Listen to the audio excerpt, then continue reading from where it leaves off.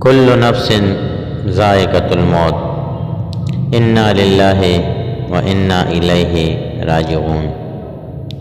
قرۂ ارض کا سب سے خوش نصیب شخص شامی شہری آجی شہادہ جرمن سے بیت اللہ شریف کی زیارت کے لیے سائیکل پہ نکلا تھا۔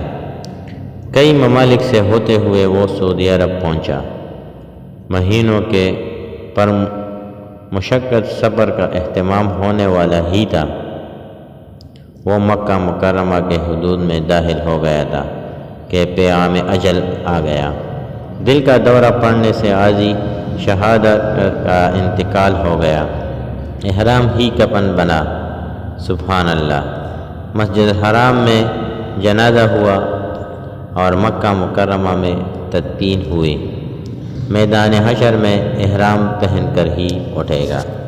سبحان اللہ۔